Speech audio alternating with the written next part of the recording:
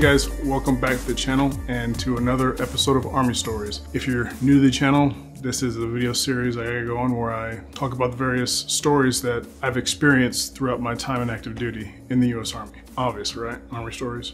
Now, besides the last story I did on Memorial Day, my stories have been pretty much chronological from my recruitment all the way up to what the last video was about my Bambi Bucket incident. That was all pre-9/11. So now we're going to fast forward to 2006. And this story is when I was already in the 160th and had deployed quite a few times already. This story happened in Iraq at Al-Assad Air Base. So those of you that have been there, some of the things that I'm going to talk about or mention, you guys probably know and have seen. This story starts off pretty simple. There was me and another NCO, and we really had nothing to do. And that's kind of how it went out there. Sometimes you were busy for weeks on end, and sometimes you just didn't have anything to do. This day was one of those days. In fact, there was no missions planned for the night, and everybody was pretty much chilling. Me and my buddy were looking for something to do, and we realized there was a lot of trash that just needed to be getting rid of in the area. So I asked where we could, unload this trash at. Someone told me that there was a dump somewhere near the DFAC or something. So me and the other NCO, we hop in a Hilux and we drive around Al-Assad and we're looking for this dump. Well, it wasn't by the DFAC, it was out by the fence line. And there was a bunch of junk just piled up. So we assumed that that was the sense of junkyard. Now, remember, I was with the 160th, so we had our own little section of Al-Assad and we didn't really venture off too much to experience the big army, or actually at that point it was the big Marine side of the coalition forces. We pretty much stayed in our area, did the work we needed to do, go to the DFAC and come back. But anyways, we find this area that for all intents and purposes looks like it's the dump. So we go get this shit, we haul it to the dump area, dump it, and as we're leaving we see a big group of like palm trees. We're like, wonder what's over there. So we drove over there. And lo and behold, it was an actual desert oasis, like a legit oasis. It's crazy. Palm trees, even had a little pond there. And in front of the pond area there was like a plaque. I didn't take pictures of it, but there was a plaque. And it read in English, Arabic, and Hebrew, I believe. Because apparently it was a place where Abraham had stayed many times through his travels. And Abraham is like a big figure in the big three religions, being Judaism, Christianity, and Islam. So seeing that was pretty cool. And the specialist we were with, he wanted to take his clothes off and jump into the oasis because he thought that was a bucket list item. Like, who can actually say they swam in a legit desert oasis? Me and my buddy, we kind of understood the significance of that, I guess, but we didn't let him because we didn't want him to get sick, didn't know what was in that water. So we had to ruin his day. But that's not the bulk of this story. The bulk of the story is what happened after. On our way out of the oasis, we saw a huge fox bat. It had been torn up, graffitied, and all that stuff, and we went up to it, and I just didn't realize how big that aircraft was until I was actually up next to it. And this is the MiG that they built to try to catch the SR-71 Blackbird. They failed, but anyways, here's this huge MiG with the huge engines. I mean, the exhaust, I could stand up inside the exhaust. I'm 6'2". We climbed on top of it. We looked around. We were trying to see if we could like pry something off it for like a little war trophy or whatever. And we couldn't see nothing but like one gas cap that had Russian writing on it. And we looked in the cockpit. All the avionics were gone. So we're like, all right, whatever. As we're getting off the MiG and getting back into our little Hilux there, we look off past the fence line, and way out in the middle of the fucking desert was a little MiG-21, and it looked like it had been untouched. So our little group there, me, the other NCO, and the specialist, were like, hey, let's go back at the maintenance truck, which has all the tools, drive out to that fucking MiG, and see if we can get some shit off of it.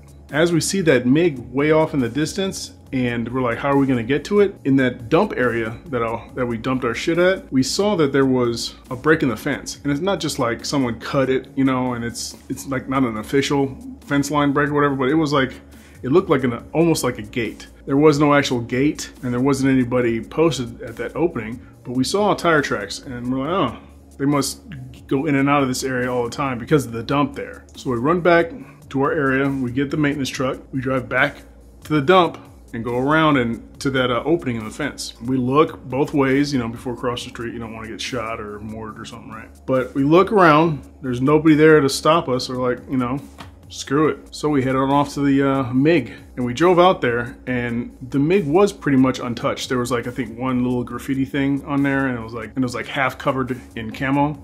We were able to get quite a few things off of it, and the one thing we wanted was the HUD, because the HUD was still in there. And so was the actual pilot seat. At the time we didn't know, but before we had gotten there, the Marines that were in control at Al Asad, they've had some injuries, maybe even a fatality of guys getting in the aircraft and accidentally hitting the ejection, and they got ejected out and hurt or possibly died, I think. At least that's what the colonel told me. Get to that later. So as we're trying to get this HUD out, the specialist we were with, you know, he gets in there, and I'm like, hey dude, seat's still there, looks like that thing is still active, and he assured me he would be careful. So we continued to proceed to try to get this HUD out of the MiG. I mean, it was in there pretty good, and we were aircraft mechanics, and we couldn't get it out without destroying more of the aircraft, and we didn't want to somehow trigger this ejection seat and get one of us hurt, you know. So we decided to just leave it there. We had enough stuff, so we go back to the maintenance truck, we stuff all the stuff we were able to get off under the seat, and we're driving back. And as we're driving back through that little gate, off the driver's side, we had noticed there was a Marine Humvee out there, and it was labeled MP. And there was a guy, he was outside of the Humvee, and I think he was taking a piss. But as he's taking a piss, he like looks over and he sees us, and the other NCO that was with me, he was the driver. He was actually a former cop. So he looks over at me, he's like, oh, they saw us, man. We're gonna maintain cool, just drive like we've been doing this for years. This is what we're supposed to do. So we just keep driving, you know, at a normal pace, and the guy gets in his Humvee, and they are hauling ass to catch up with us. Well, they catch up with us, and they actually drive around us and do like a rear slide to block our way through the little dirt road there. And I'm thinking this is gonna get out of hand quick, probably. This is dumb already. They get out and they come up to us. They're like, hey guys, what are you guys doing? We're like, we just looked at that MiG out there. You know, we were throwing our trash away. We thought it was cool. We went out there. We saw the break in the fence. Don't know why there's nobody there to, you know, monitor who goes in and out or whatever, but we just went out there, checked out the MiG, and came back. And this is when our little situation gets really stupid. Being in the 160th Special Operations, right? We are not that secret of a Army unit, but the people that we work for and the things that they do are secret. So when we are deployed and working with them, a lot of times, you know, we'll have sterile uniforms. You know, we don't even have a rank. It'll just be your name and your blood type. Or we'll be wearing civilians when everybody else is in uniform. This time we were just in our regular PT, which is black shorts and brown t-shirt. And they were asking us, hey, what unit are you guys with? And immediately me and the other NCO look at each other, we're like, oh, here it goes. We were only able to answer them with OCFI, which stands for Other Coalition Forces Iraq. So the MP, he looks at us, he's like, what is OCFI? Like, Other Coalition Forces Iraq, dude. That's all we can tell you. So he gets upset. He calls for the guy that's driving their Humvee, and he comes over and he's like, hey, you ever heard of OCFI? He's like, no, I never heard of OCFI.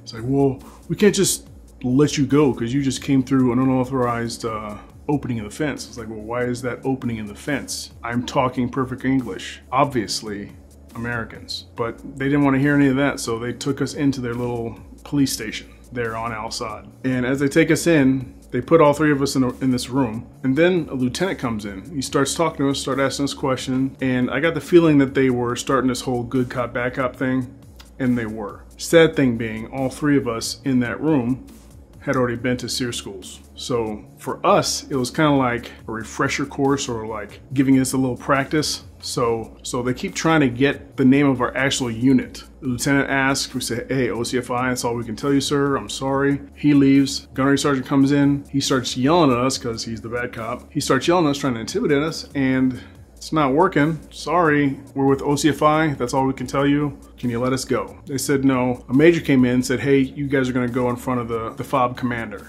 which was a full-blood colonel in the Marines at the time. And these MPs were Marines, but they weren't really MPs. They were like, I think they were artillery, and they just didn't have a job there, so they kind of frocked the MP badge and, hey, you guys take care of this crap, do the stuff that we don't want to do, the actual MPs. So anyways, Major tells us he's gonna walk us to the FOB commander's office, and we're gonna go on the carpet. And if you don't know what that means, it's when you gotta go in front of a commanding officer and you have to report, and you know, you go up to like six feet from their desk and reporting his order, blah, blah, blah, and yeah, all that. So we're walking on our way to go in front of the man, and I can't believe it. My buddy can't believe it. The specialist can't believe it. This is ridiculous. And at this point in time, I've been in the regiment quite a few years, and I only spent 3 years in the regular Army. Throughout those years in the regiment, I kind of got soft on the military customs and etiquette, you know, and we go to see the FOB commander, and the first person to walk in is my other buddy, the NCO that was with me. He was actually wanting to become an officer, and he actually did become an officer. But after him, the specialist went in, and then I was the last guy in. And my buddy, he stood to attention right there in front of his desk. The specialist walked in and just like stood at parade rest with both hands behind her back there. And me, I just walk in and I'm just like, this is stupid. First looks at the first NCO and he's like, okay. Looks at the specialist, is like, huh? Looks at me, and he gets mad because we're not paying him the respect that he thinks he deserves, obviously, because he's the commander of the whole FOB, right? And he looks at us and he gets pissed. He just says, you know what, just stand at parade rest. So we all stand at parade rest, and that's when I realized, like, oh shit, I was supposed to actually report. Okay, well, he said parade rest, so I stand at parade rest. And he starts giving us a speech on how he hates OCFI personnel because they always do the exact opposite of what he wants them to do. And he doesn't really have a lot of authority over us because we're a whole different chain of command, right? One instance, he was tired of them driving too fast down the flight line to get from where they were sleeping to the birds to launch for mission, right? So he had his guys put up stop signs every, I think, 20 feet to try and slow us down, right? Or slow the customers down. And that didn't work too well. So after the first night of that, when they came back from mission, customers went and got a chainsaw. One guy with the chainsaw on the back of a Hilux and just started cutting them all down. Didn't like that too much. So he was kind of venting his frustration out on us. Nothing really came of it. He told the major that had brought us there to call told the major to call our chain of command and to get our commander to come down and sign for us and for us to get released. So we head back to the MP building there, and as we're sitting there, they're like, all right, what's your duty phone? You can't get the number to our duty phone because it's a secured line. Do you have access to that secured line? No, well, we can't give you that phone number anyways. So again, they got mad because they're in the military, but they're out of the loop because they're not with us. So the major asks, you know, well, how are we going to get in touch with your chain of command so they can come release you? And the others still say, hey, if you drive me down there, I'll go get our commander and he'll come up. We can deal with this. So the major agreed. The major and a gunnery sergeant take the other NCO.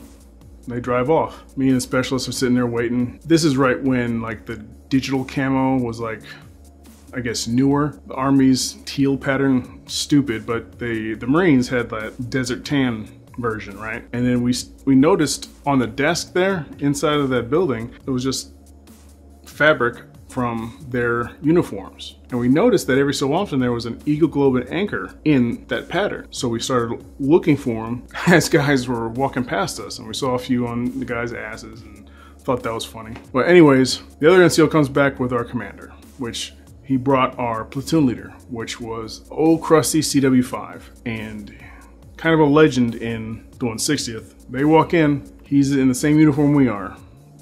Black shorts, tan t-shirt. And the major's like, all right, Sergeant, get the information, tell him what needs to happen, and let him go. Major leaves. So the sergeant's like, all right, can I get your duty phone, sir? He looked at him.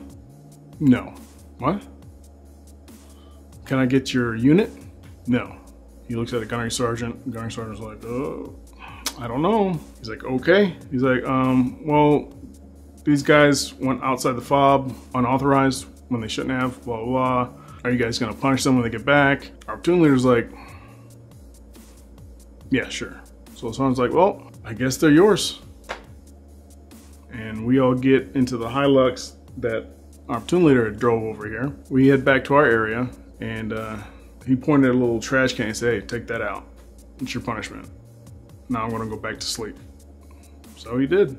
And that was my story of how I got arrested by a bunch of Marines in Al Asad, Iraq. Well, I hope you enjoyed this story. If you did, let me know. Give it a like.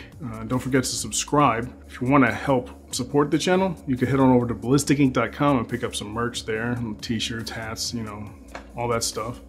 If you guys are into morale patches, I started designing my own morale patches.